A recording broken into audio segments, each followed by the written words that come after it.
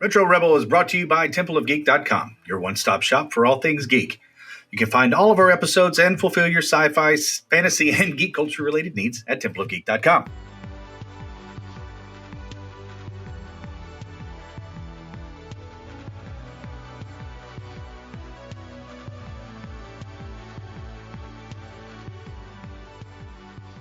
Welcome to the Retro Rebel Gamecast, where we discuss gaming and related topics. Retro Rebel is released Fridays, and you can find this episode and much more by heading to templeofgeek.com or wherever you download your favorite podcasts. You can also follow us on Facebook and Instagram at Retro Rebel Podcast.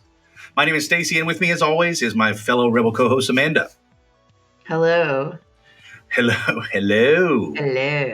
Yes, and I love that we release on Fridays. Not any particular Friday, not every Friday, but on Fridays. Just in general. In Friday general. near you. Check Friday. If it's not this Friday, check the next Friday. Fantastic. Yeah, so what have you been up to?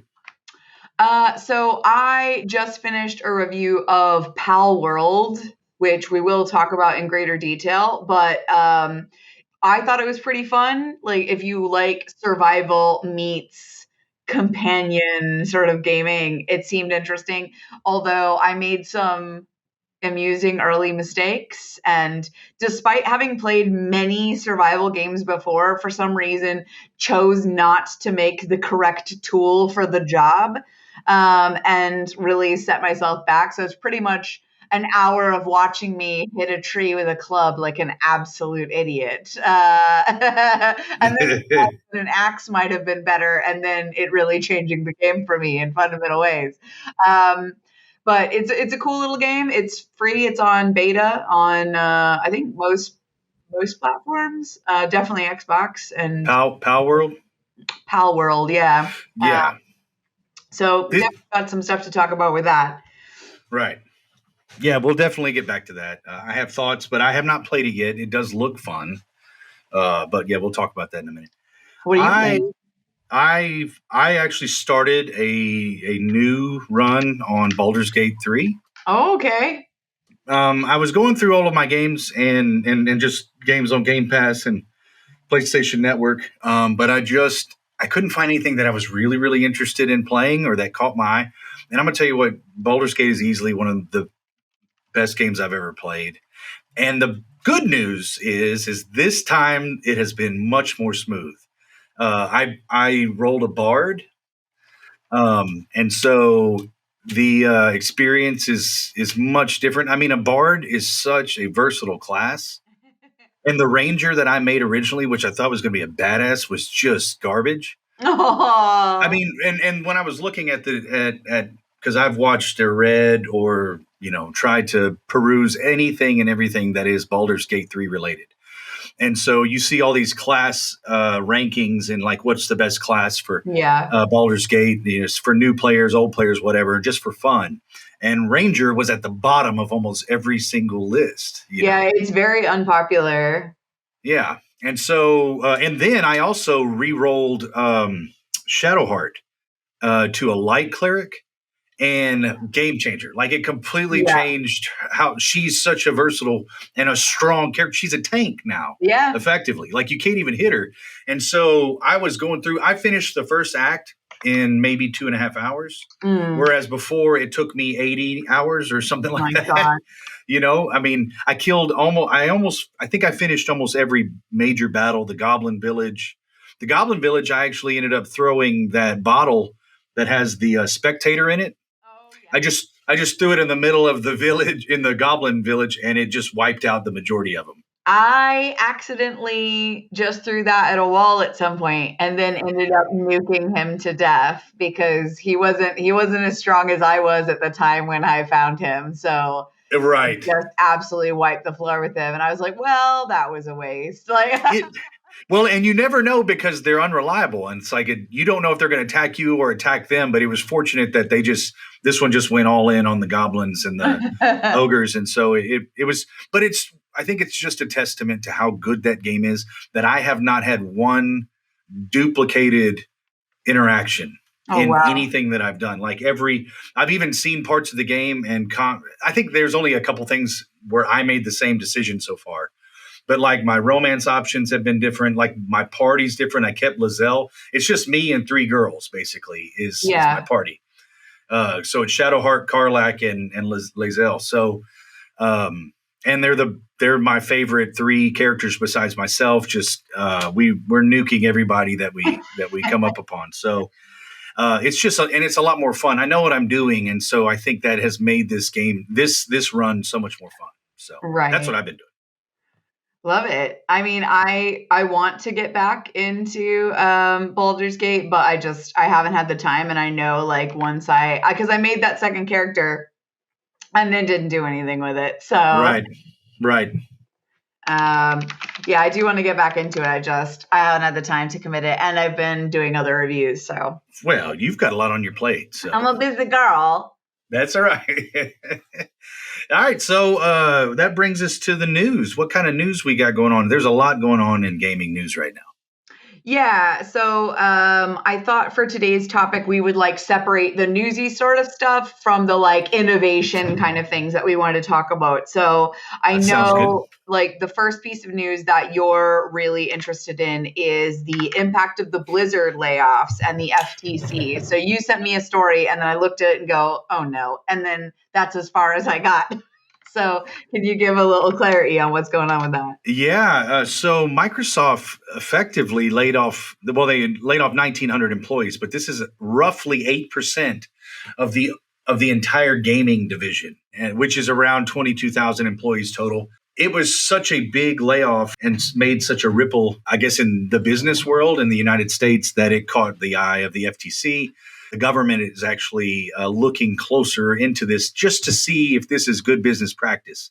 Anybody that follows gaming in general knows that December, February time period is big for layoffs in the gaming industry. There's just a lot of sort of a rotisserie of jobs, people going from one gaming studio to another. And this is something that's not necessarily new, but it's become so egregious that even the government is looking at it now as being like, hey, well, hold on a second now. You can't just hire all these people and then 10 months later fire, 20, 30, 40%, sometimes the majority of the staff just to make the bottom line work on the ledger sheet, and so they're just, this is a cost cutting measure. That's really all it is. Because otherwise it doesn't make sense. They're profitable. They've made more money than they've ever made in the history of the company. Yeah. But they've also laid off the most that they've ever laid off. And so it doesn't make sense in particular, Blizzard, Dragon something. It's dragons. It's all dragons. It's actually really good. And so that's the thing. It's not a bad expansion. In fact, it's one of the best that they've had in the last 5 or 6 years, or in the last 2 or 3 expansions. It's far and away one of the best. But and the numbers are up in terms of over the last 2. Have I made that up? Dragonflight. Yeah, Dragonflight. Okay. So but anyway, so long story endless, regardless what it's called, they're making more money and the game is healthier than it's been in 5 or 6 years. And so the firing doesn't make sense anyway. But this is prevalent and one of the sort of the blights on the gaming industry in general. I think like it says a lot about a company's culture when the employees are not invited to participate in the fact that they've made all this amount of money. Like the employees are the reason why these games are created, why they hit their financial targets, and then they're turfed out and they never personally see anything from it. If anything, they don't even get the bonus of just having stable employment, much less maybe getting a payout, getting a slice of that pie. I agree that the FTC should look into it because it just seems like quite predatory of employees to fleece them for really hard working hours and then cut them loose like the second that it's possible to do so. Yeah, because if you're a contract labor, like a lot of these I'm sure are, that are working the contract, well, then you're not really paying for their health insurance anyway. I mean, there's just loopholes after loophole after loophole to prevent from really having to pay these individuals, and the money's not guaranteed. On top of that, Mike Ibarra also is retiring, who is the president of Blizzard. He's been there 20 years, which is just, again, very interesting. We're not inside baseball. We don't really know what's going on inside Blizzard. They brought back some really big name talent and from early on in Warcraft and Warcraft 3, for story purposes. But there's just a lot of senior leadership that's leaving as well. And so you wonder if that has anything to do with the culture and Blizzard sort of growing above and beyond what they were before they were acquired by other larger companies. And that maybe it's sort of morphed into something that it wasn't ever intended to be. At the highest level, the people that really got into it because they loved games and making games, it may have just changed to something that maybe they don't enjoy being around or being a part of anymore. So I don't know. That's speculation. I have no idea, but that's where I would be, if you got into this kind of like Larian Studios, who doesn't have shareholders and they don't think about it and they don't care. You hope a company like that, which is, where CD Projekt Red was at one point, where they didn't have shareholders. And now they do. And so you see what happens once they went to being publicly traded. Well, then they had the debacle that is, Cyberpunk 2077. Oh my gosh. I have trauma. And I went back and tried to play that too. And although it's smooth and everything, it runs well, I couldn't get back into it. So that's an interesting sort of segue to another studio with some developmental challenges. Skull and Bones actually released today, technically, from Ubisoft. Initial reviews say things like, it's not the game I thought it would be, but there's something here. And that's the best description of a live service game I think you could probably give. It's not the game I thought it would be, but there's something here probably. It talks about that it's not as cooperative. Well, it really isn't cooperative at all. If you're not like partnered with somebody, then you're actively competing for spoils and things like that. The graphics look good, but not like extraordinary for the fact that it took like 10 years in development. Like some things work, like there are like lethal threats that just pop on the map as challenges that people can just like jump into. It's maybe lacking in some features that people would expect. And you had mentioned that there isn't a campaign.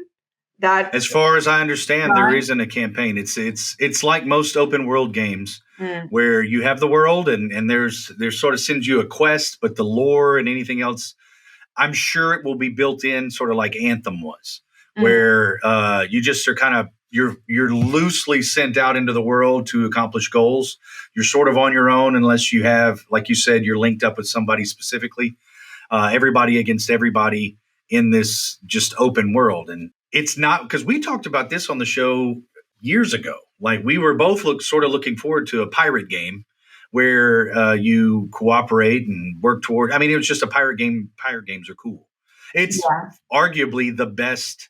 Assassin's Creed, which is Black Flag, is arguably one of the best Assassin's Creed games, and it had its own sort of campaign as a pirate. So there's just a lot to be said for what it was originally, and if we were to play it, I'm sure we would say the same thing, that this is not the game that we originally thought it was going to be, because it's not. It has more. I think that's what everyone's saying. Like IGN says that the red flags they've seen in the beta so far are a lackluster story and a list of in-game activities that feel like they will become repetitive in short order. And I love the pun, so I had to make sure to leave that in there. Interesting. And it infuriated you to the fact that you suggested that you might boycott everything coming from Ubisoft, despite them being one of the publishers of a new Star Wars game. Like, how I missed that. This, I don't. You just had the end of it. You're tired of this sort of thing. I am absolutely well. And so this is the sort of the stance that I'm choosing to take on it. And ultimately, I don't have control over anybody else. But if we are tired consumers of sort of putting up with what these gaming companies feel, we don't have a choice. Like they're the ones that control the experience. They're going to put it out. And as consumers, we don't have a choice because they control that.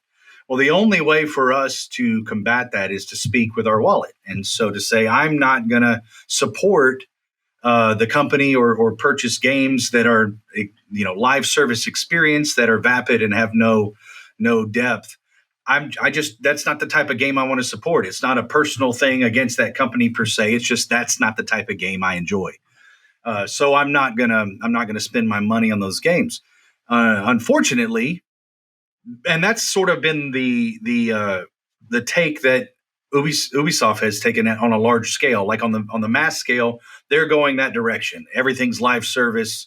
They want things to be plugged in and be these experiences you continue to come back as they roll out new content for it all the time, like they're doing with Assassin's Creed Valhalla and all these other experiences. I'll say the games that way. They're experiences, but they're not. I don't know that they're good experiences. Like I didn't necessarily enjoy Assassin's Creed Valhalla, but my plan was to sort of boycott Ubisoft just because bad business practice and the type of game they make is not something that I enjoy. And I think it's predatory. I think all of their games are predatory in that respect. And then they go and publish this Star Wars game that really is the only kryptonite that I have in this situation. Which they are whoever is building the game is creating a large. It's not an open world per se in that you just go wherever you want to, but it is a large world. And when you land on a planet, much like Jedi Survivor, you can go anywhere you want to that you can actually access on the planet. So in that respect, it's open world per se. But it has a narrative. There is a goal. There's lore. There's a story. A single player, character driven narrative, and that's the type of game I want to play. Unfortunately, Ubisoft is making it, so I've got a moral choice that I have to make. As if this is a game that I'd want to support, and maybe that's the answer: is spend your money and support the games that do provide that sort of experience, and they don't spend the money on the ones that are vapid and empty and have this roadmap, and they just sell you a full price shell only to charge you more money later to put the actual game in it. I think it is funny that when we describe what games used to be like as complete experiences, like the younger people of today, like younger kids, are like, what? Right. Like the idea just baffles them. Most individuals in the younger generations are probably not thinking that far ahead. It's like, this looks really cool, but I promise you that you may knee-jerk reaction purchase something like that because of the name, or it sounds really cool, just like I used to with Madden football. But now Madden football has become a live service game where they are adding players and changing things during the season, and it's, no longer is this a self-contained experience. Now everything has to be plugged into the internet. Otherwise you can't experience it at all. And I think that the trade-off you get for making that particular sacrifice, to me, isn't worth it.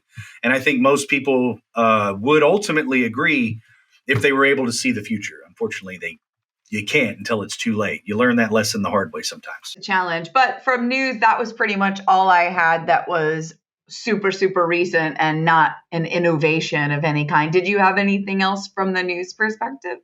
Really, I sort of just wanted to shout out Alan Wake 2. It sold 1.3 million as of this week, and which made it the fastest growing Remedy game. And the reason I wanted to shout that game out is because even though I liked Control, I didn't love it. I liked Alan Wake a lot. I didn't finish it. A lot of their games are sort of off in left field. There's sort of a strange premise, but there's this through line that ties all of them together. And so to me, that's really cool that they have this own sort of interconnected world where all of those games have an overlap. So they're all sort of occurring in the same world. And I think that's pretty cool. They're all single player story driven experiences. Also sort of my bag. That's the thing I enjoy. And so I'm going to pick up and support Remedy by purchasing Alan Wake 2.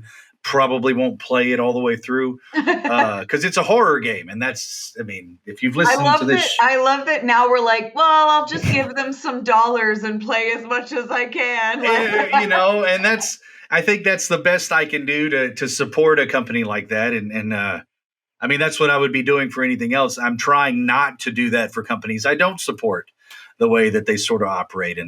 So perhaps if I find a loophole where I can play the Star Wars Outcast or the Star Wars game by Ubisoft, if it's on Game Pass and it's free, effectively, then maybe I'll give it a try. Buy it secondhand because then you didn't give them the money. That's right. I gave it to somebody else. You gave it to somebody else. If you can find a hard copy of the game. That's going. Yeah. Oh, that's going to be hard. All right, cool. So how about we dive into our main topic, which is 2024 to date tech and like general gaming updates and advancements.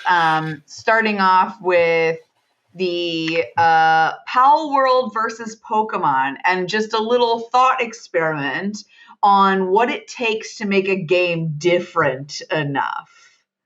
Because Palworld is not what I would actually call a Pokemon clone. In fact, I've mentioned in the past Pokemon style game on the Xbox that I've played before that's way, way, way more similar to regular Pokemon, Nexomon. It's sort of like a Zelda, like an early Zelda Pokemon hybrid, and I love it. It's gotta collect them all that sort of stuff. And it's very much you are in a turn-based battle with the Pokemon to capture them or defeat them, et cetera, et cetera. Now, Palworld, I think, is either being sued or was threatened to be sued by Pokemon for creating a Pokemon-like game. Now, their response to it on TikTok is brilliant, where they're just like, you'll find our game Pokemon, Palworld, is incredibly different. And like, they're just taking the absolute mick out of it. But having played it for about an hour the other day, and I didn't get very far, and people will make fun of me, I'm sure, in the comments, but it doesn't feel like Pokemon at all, really, to me. First off, it's like it's real-time action. So you are punching the Pokepals in the face with your club and just beating them down, right? So it's not turn-based. It's full 3D graphics, which I know the most recent Pokemon that I played was, but it was still turn-based, so that's already a point of difference. And there's a base building element, which in any Pokemon game that I've played, there was never any bases. I heard there was like that Fortnite element too. Yeah, which is the base. Yeah. And I saw someone riding one of their Pokemons, which, with the exception of like that purpley one that you get in Violet, which is the one that I played, I think. You don't really usually use Pokemon for anything other than just battling. So your pals in Palworld, they will like help you build things and complete tasks. So if like you want to make a bed for your house, they're the ones there like helping you make the bed and stuff. You have to gather resources, and so it's very much more like Valheim or that Stranded at Sea or whatever game. Like it's like a resource survival game to me more than it is a Pokemon game. There are these things, they're in the wild. They actually didn't seem to attack me unless I attacked them. They seemed curious about it, but they didn't like just bum rush me. There was like a level 34 mammoth and he just walked right through my camp and didn't seem to care. So, I feel like there's enough where it is not a Pokemon game. Like it isn't a true like ripoff. I feel like Nexomon is way, way, way more of a direct, you have just stolen every idea. Whereas this is sort of like a survival game, but you have cute pets to level up and look after. Do you know, like there's something more there. So what do you think? Like, what are your thoughts? How close is too close where it's just, ripping people off? Well, I think you haven't gotten to play it. I've watched a number of reviews of it and a lot of gameplay. And so I definitely could see where the influences are. Like you can see the influence of Pokemon. You can see it. But I mean, the monsters also have guns. So there's a difference there. The fact that you can build, you can build things. So you have the Fortnite component. There's resource management.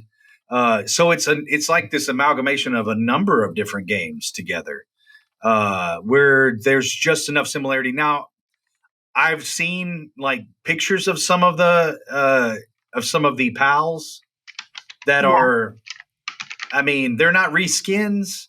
They look like evolution of some Pokemon. Like it's ripped from it. So like there are probably a few elements that they didn't change enough, I think, to really say we're not stealing directly from you.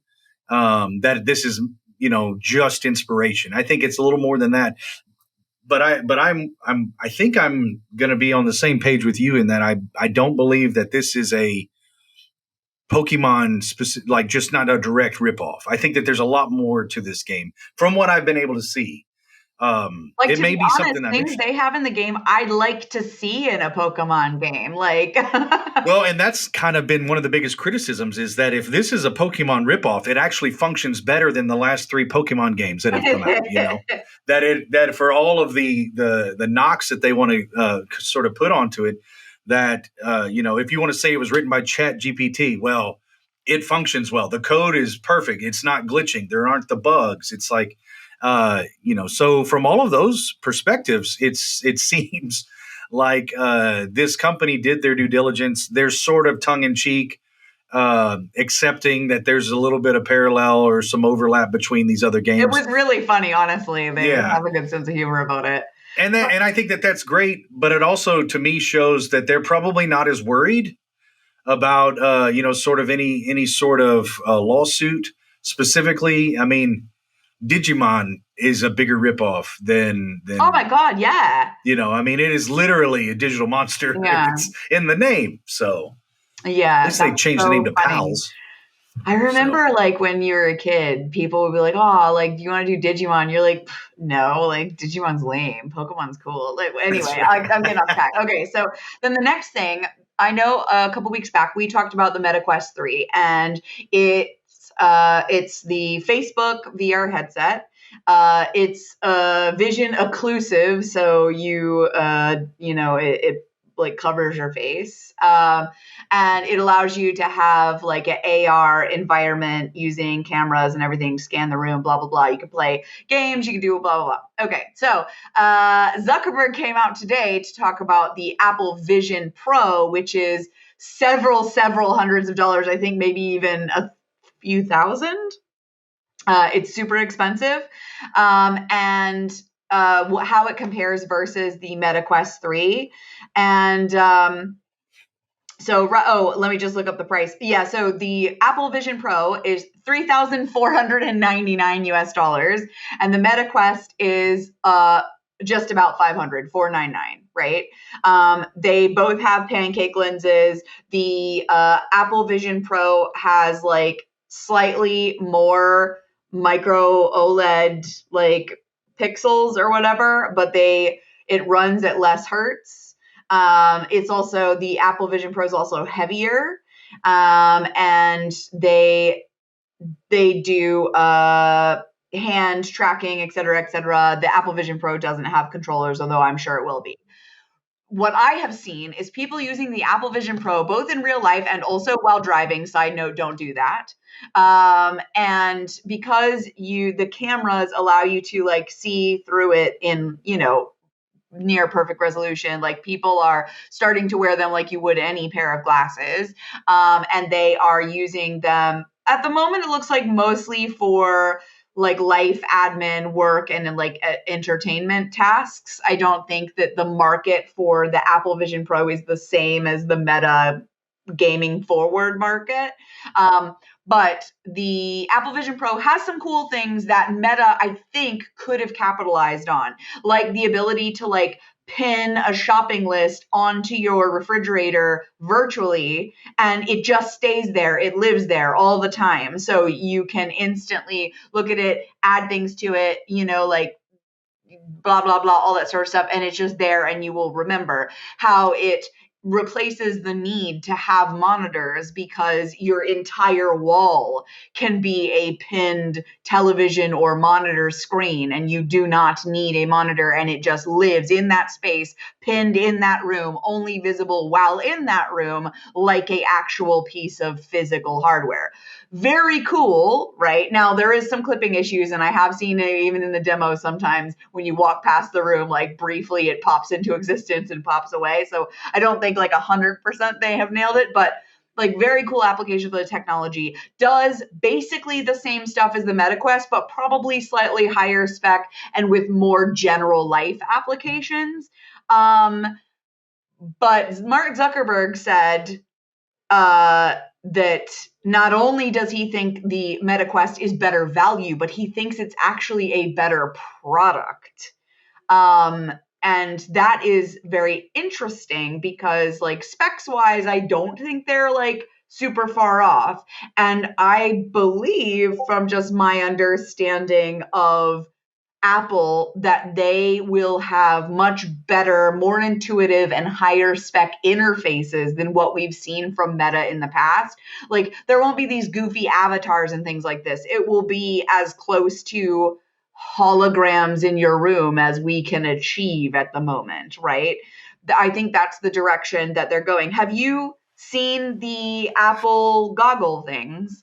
I've seen video of people walking around like this, like streets with it, like Yeah. looking up at the lights or at this, and like pointing and gesturing into the air, sort of like mad because like nobody else around them has this on, so they're seeing things no one else is seeing, and so it's absurd to see when you see it just sort of in a vacuum when it's not sort of ubiquitous when everybody's not doing it. Yeah. And you just see one person isolated, walking across the street in New York City. But I've seen, I believe, didn't you share with me a video from TikTok that had someone who was using the Apple or using, I don't think it was, and it specs your room, and then you basically had this AR, sort of an AR experience where it was augmented reality, but it's in your room, and so your ceiling collapses. Things are coming in. So that's the Metaquest. So that's okay. That's the $500 Metaquest. That's their like Attack of the Alien like game thing. And I'm certain that the Apple can do the same thing because they absolutely have exactly the same specs. But it is weird to me that Apple has gone very much with the productivity side of things and the entertainment side of things, and really hasn't, from what I've seen at least, said anything about the gaming. I will say the Apple one looks better, just if you're going to have a bulky thing on your face. I will say that, right? They're both bulky. The Apple one is less bulky, and you can you can put like little eyes that like show through it, and you can like have different. Can you just put googly eyes on the other side of it? Put googly eyes on your Metaquest. Yeah, just put them on the other side. Yeah. So I don't know. Like I'm a different generation, get off my lawn sort of approach to all of this. And I guess I'm going to wait and see sort of how it goes. VR was something I never really thought would catch on in a mainstream sort of way. It could just be a generational thing. I think the question in the end is probably something that we're maybe not equipped to answer because we don't know, and we're not, it's not mainstream yet, but it's like, is this good? Like, what is it? How is this going to change things, social interaction, things like that? Is it a tool, or is it something that's going to replace so much of sort of what is our day to day? And I don't know that we know the answer to that. So I think I'm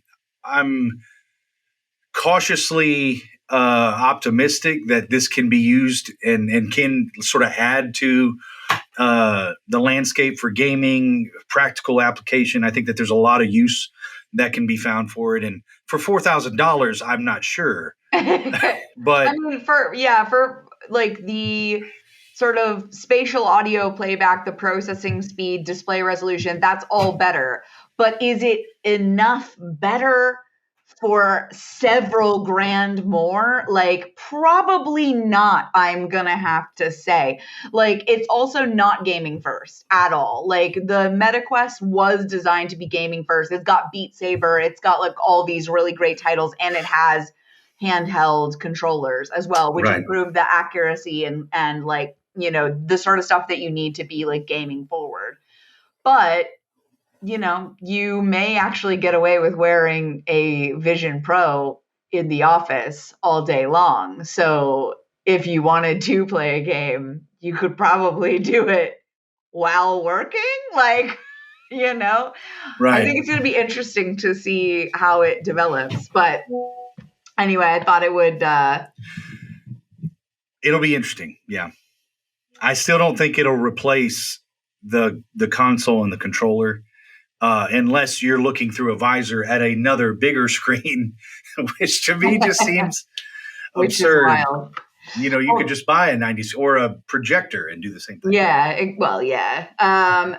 So the last one that I wanted to run to is Disney's Research Labs HoloTile floor, which this sends me, right? Combined with something like the Metaquest or the Apple Vision Pro, if you've got dollars.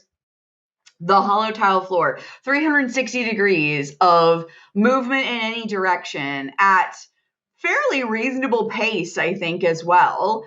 Like, this is better than anything that we have seen so far from any sort of gaming rig. Like, there have been like sort of hamster ball kind of things, or like a trackpad that moves underneath you, but it's not as responsive as this hollow floor and what it looks like it's doing. Like, the tiles are actually individually moving to accommodate your feet and like the way that you're going. Like, this is crazy. Is it going to be available for your house? Not for a million years, right? Like, it'll cost so much, but to go somewhere like one of those VR experience bars and experience what it is like to be in as close to a holodeck as we have ever come before through having VR and being to have that full spatial movement. I got so excited. I had goosebumps. Like, this is whoa, Yeah.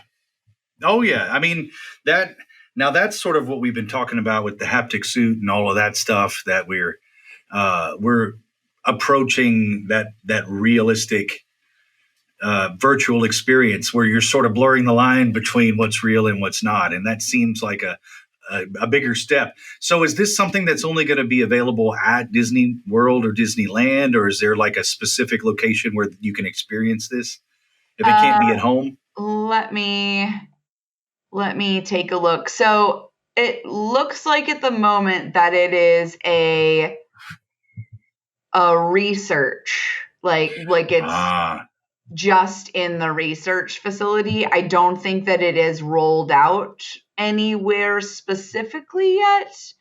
That's sort of what I get from this. But I mean, Disney would be foolish to not incorporate it into a rider experience at the park. Like, absolutely. And I'm sure, but I mean, it's multi-person, omnidirectional, modular, expandable. It's like a treadmill for the floor.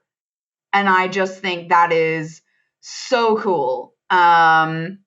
Yeah, that is just absolutely incredible to me. It says that you can have a shared virtual reality experience, walk in unlimited distance in any direction, and never collide or walk off of its surface. So the fact that you can be standing next to someone else and the floor will not allow you to run into each other. How does that work? That's like, madness. I'm having a hard time wrapping my head around that. So crazy. But yeah, it says, in fact, he even says we don't know yet where it will be used. So they're not sure if they're going to put it into Disney parks or sell it for commercial applications, that sort of thing, or make it available for home use. This is just, he is one of the Imagineers, the guy who invented it, and he was receiving like an award, and Disney did some coverage on things that he's made, and that was one of the things. And I was like, why do we not have this? That's cool. No, that's amazing. Well, all right. That's a lot of news, and I know there's a lot coming up. We still have games we're excited for this year, and we've talked a little bit about that, but we can always cover that on the next episode. Was there any other news, or? That's all the topics that I had for today. Did you have anything that we've missed off? No. Like I said, we've touched on all the little things I really wanted to talk about, and so we'll hit the ground running on some more some more gaming news next time and reviews and so on. But yeah, I think that wraps it up. So that wraps up this episode of Retro Rebel. I want to thank Amanda for this week's discussion. All of the notes from this week's episode will be posted on our site, templeofgeek.com. If you'd like to add to the discussion or reach out with questions, sound off in the comments or message us on Facebook or Instagram at Retro Rebel Podcast. And please head over to wherever you get your podcasts and rate us, because that really helps our show. Until the next time. See you later.